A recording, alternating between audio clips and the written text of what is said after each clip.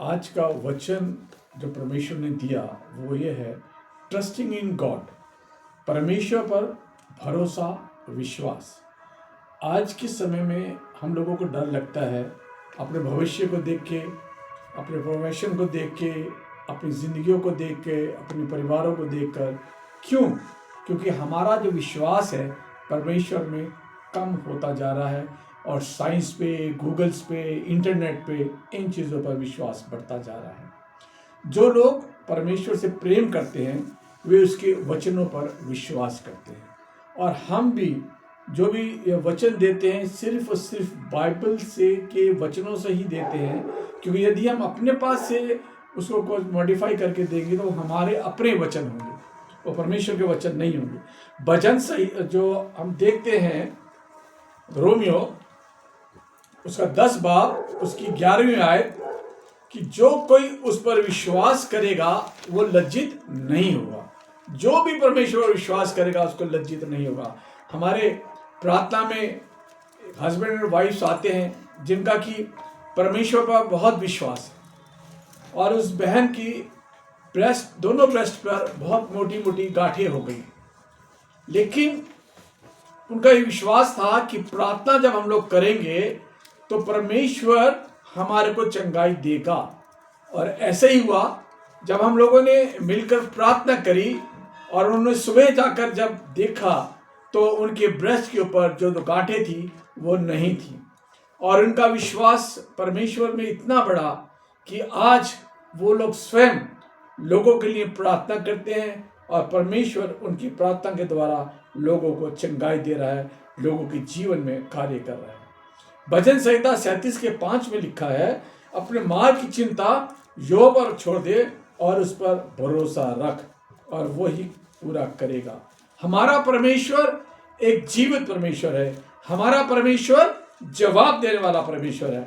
हम देखते हैं मैथ्यू उसका 8 बाब उसकी 23 से 26वीं आयत में, जहां पर यीशु मसीह एक नाव में झील के रास्ते जा रहे थे, गलीला झील जो है, और उसमें अचानक बहुत बड़ा तूफान आ जाता है और जो पानी है वो किश्ती के अंदर भरने लगता है। उनके चेले जो हैं वो घबरा जाते हैं और यीशु मसीह जो हैं वो पीछे तकिया लगाकर नाव में सो रहे थे, और वो घबरा कर प्रभु यीशु मसीह को उठाते हैं और बोलते हैं कि हम नष्ट हुए जाते हैं, हमें बचा। प्रभु यीशु मसीह क्या कहते हैं? प्रभु यीशु मसीह कहते हैं, हे अल्पविश्वासियों। अल्पविश्वासी क्यों कहते हैं? क्योंकि आपने देखा होगा कि प्रभु यीशु मसीह ने 5 रोटी 2 मछलियों से 5000 पुरुषों को खाना खिलाया, जिसमें स्त्रियां और बच्चे अलग थे। उन्होंने अंधों को आंखें दी, कोढ़ियों को चंगा किया, पैरालाइज लोग चलने लगे, लेकिन चेलों का विश्वास में कमी थी।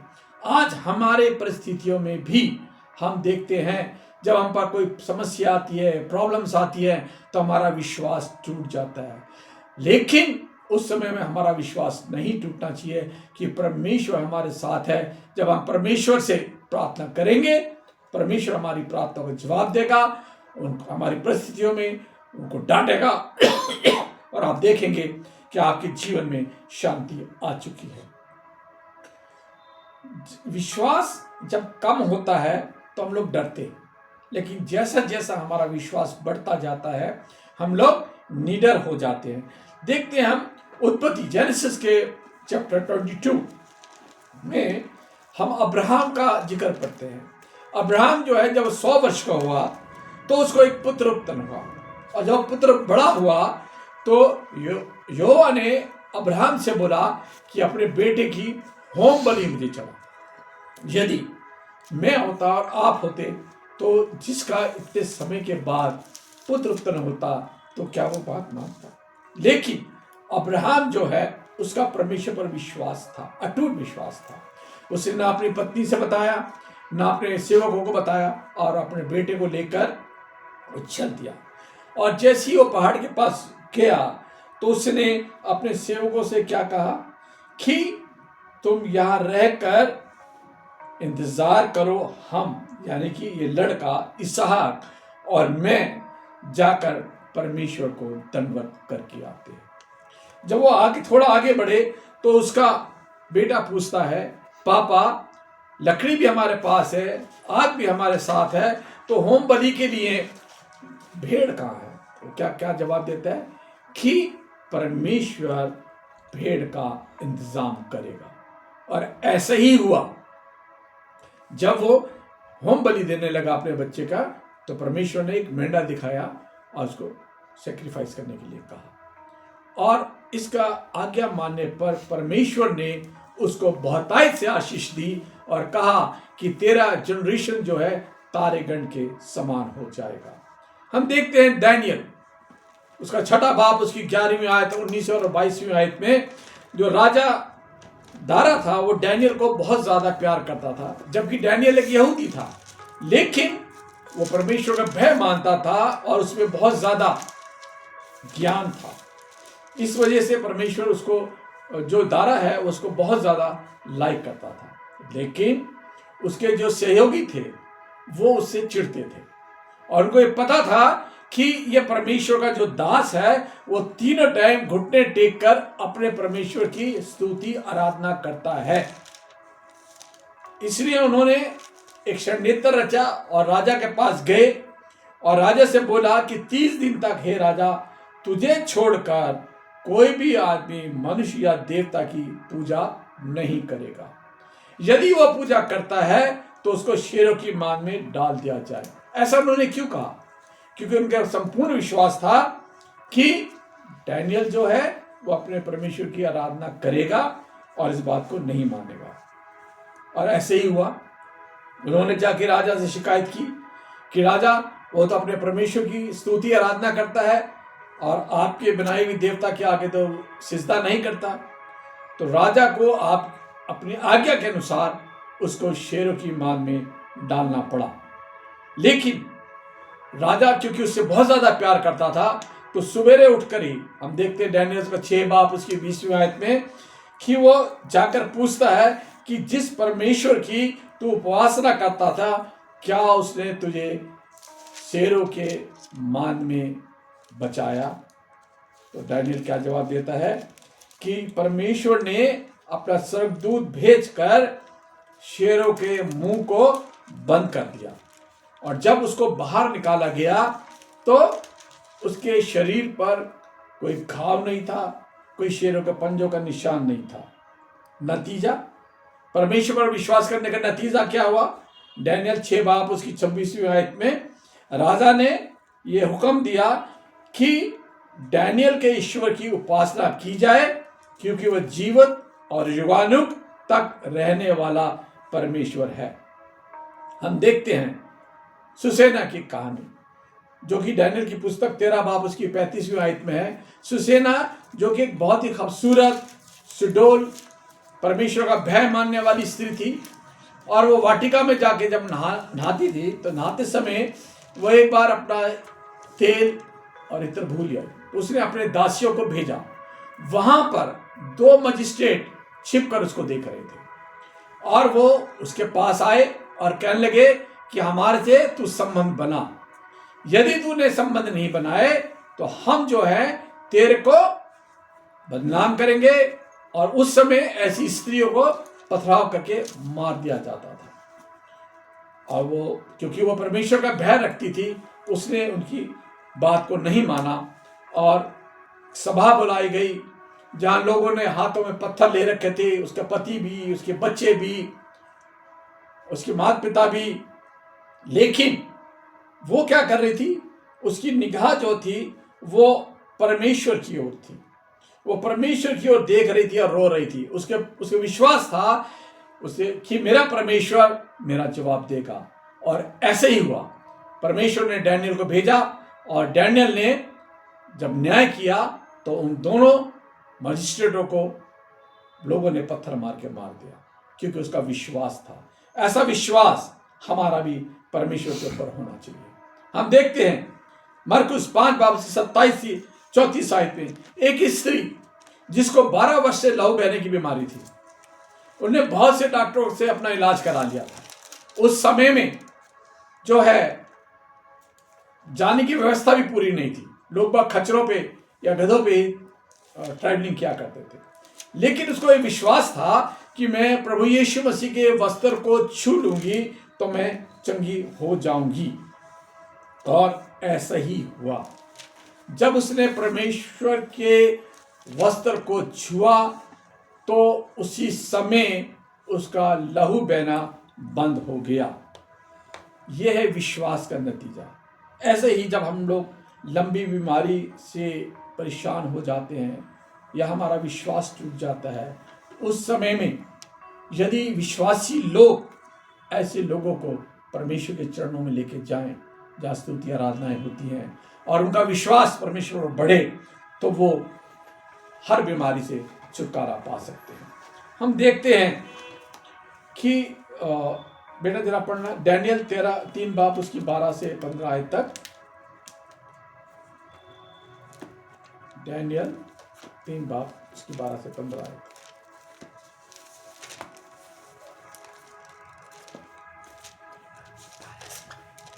पढ़िए। देख, शद्रक, मेकर और एबोदेन नामक कुछ यहूदी पुरुष हैं जिन्हें तूने बेबीलोन के प्रांत के कार्य के ऊपर नियुक्त किया है। उन पुरुषों ने, हे राजा, तेरी आज्ञा की कुछ चिंता नहीं की। वे तेरे देवताओं की उपासना नहीं करते और जो सोने की मूरत है तूने खड़ी कराई है उसको दंडवत नहीं करते। तू नबूकदनेस्सर के रोष और जलजलाहट में आकर आज्ञा दे कि शद्रक, मेकर और अबेदनगो को लाओ। तब वे पुरुष राजा के सामने हाजिर किए गए। जब नबूकदनेस्सर ने उससे पूछा, हे शद्रक, मेशक और अबेदनगो, तुम लोग जो मेरे देवता की उपासना नहीं करते और मेरी खड़ी कराई हुई सोने की मूरत को दंडवत नहीं करते, क्या तुम जानबूझकर ऐसा करते हो? यदि तुम अभी तैयार हो तो नरसिंगे, बांसुरी, वीणा, सारंगी, सितार, शहनाई आदि सब प्रकार के बाजों का शब्द सुनो और उसी क्षण गिरकर मेरी बनाई हुई मूरत को दंडवत करो तो तुम बच जाओगे। यदि तुम दंडवत नहीं करोगे तो तुम्हें इसी घड़ी धधकती हुई भट्टी के बीच में डाले जाओगे। और फिर ऐसा कौन देवता है जो तुम्हें मेरे हाथ से छुड़ा सके? जी, ऐसा कौन सा देवता है जो तुम्हें मेरे हाथ से छुड़ा सके? और हम देखते हैं कि राजा ने 7 गुना आग की भट्टी को और बढ़ा लिया। और वो क्या कहते हैं, हमारा परमेश्वर जिसकी हम उपासना करते हैं वह हमको उस धधकते हुए भट्टे की आग से बचाने की शक्ति रहता है, वरन हे राजा हम तेरे हाथों से भी छुड़ा सकते हैं। और जब राजा की सिपाही जिन्होंने एयर प्रूफ कपड़े पहन रखे थे और जब उनको आग की भट्टी में डाला तो वह स्वयं जलकर मर गए।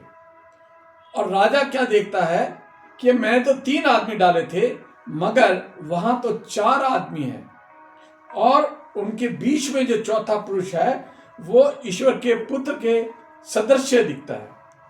और जब उनको बाहर निकाला गया तो उनके रोएं तक, शरीर पे जो बाल होते हैं वो तक नहीं जले थे।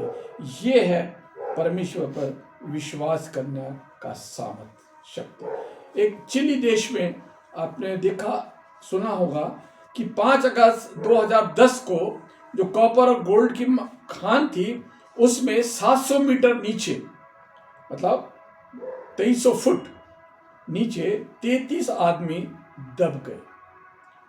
और उसके बाद जो आदमी गए थे वो एक दिन का पानी और जल ही तो लेकर गए थे। और वहां पे एक स्थान होता है जहां पे वो लोग खाना खाते हैं, वो वहां पे फंस गए। लेकिन उनमें एक मसीह था, मसीह मीन्स बिलीवर, जो परमेश्वर पर विश्वास करता है। वो उनको ढाढ़स बांधता रहा और जो खाना था उन्होंने कहा हम थोड़ा थोड़ा करके खाएंगे। 17 दिन के बाद विदेशों से मशीनें मंगवाई गई और 3 जगह ड्रिल किया गया। जब 3 जगह ड्रिल किया गया तो एक ड्रिल में उन्होंने पर्ची डाल के भेजा कि हम सब जीवित हैं। कैसे? वो प्रभु का मानने वाला वो उनको दिलासा देता रहा और 13 अक्टूबर 2010 को 69 डेज के बाद वो सारे के सारे वापिस आए और उन्होंने परमेश्वर का धन्यवाद किया। ये है परमेश्वर पर विश्वास करने का क्योंकि उस समय परमेश्वर हमारी हर परिस्थिति में हमारे साथ होता है और हमारा मार्गदर्शन करता है। भजन संहिता 37 के 5 में हम देखते हैं, अपने मार्ग की चिंता यहोवा पर छोड़ और उस पर भरोसा रख, वही पूरा करेगा। और उन्होंने परमेश्वर पर भरोसा रखा। परमेश्वर ने, क्योंकि जीवित परमेश्वर है प्रभु यीशु मसीह, उसने उनका जवाब दिया। लिखा है मत्ती 7:11 में कि तुम बुरे होकर अपने बच्चों को अच्छी वस्तुएं देना जानते हो, तो तुम्हारा स्वर्गीय पिता मांगने वाले को अच्छी वस्तुएं क्यों ना देगा। हम चाहते हैं अच्छी नौकरी, अच्छा बिजनेस, अच्छा एजुकेशन, अच्छी हेल्थ, प्रॉस्पेरिटी हम अपने बच्चों के लिए चाहते हैं, तो क्या परमेश्वर अपने बच्चों को ना देगा? अवश्य देगा, यदि हमारा उसके पर विश्वास है, दृढ़ विश्वास है।